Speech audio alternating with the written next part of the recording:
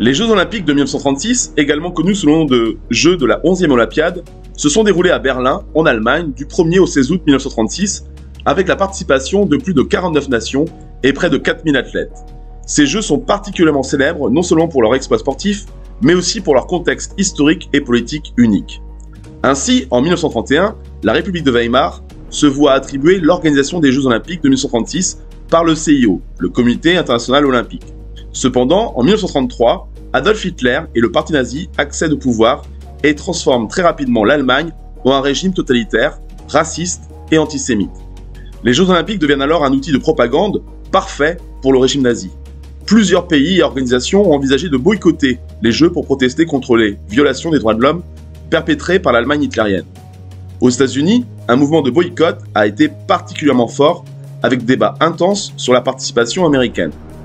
Cependant, malgré ces efforts, la communauté internationale est restée divisée et les Jeux ont bien eu lieu comme prévu. Ces Jeux vont dès lors se dérouler dans une atmosphère de xénophobie et d'antisémitisme.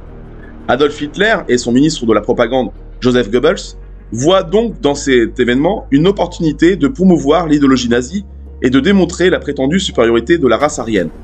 Cependant, ils orchestrent une gigantesque campagne de propagande visant à présenter l'Allemagne comme une nation pacifique, tolérante, mais aussi puissante et unifiée.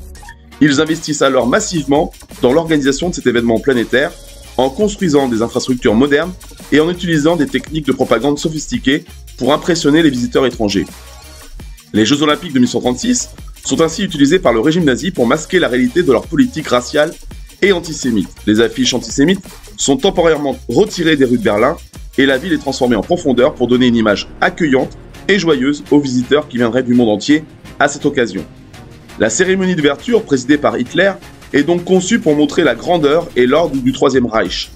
Les athlètes défilent dans le stade olympique de Berlin, saluant Hitler, ce qui renforce l'image d'une Allemagne forte et disciplinée.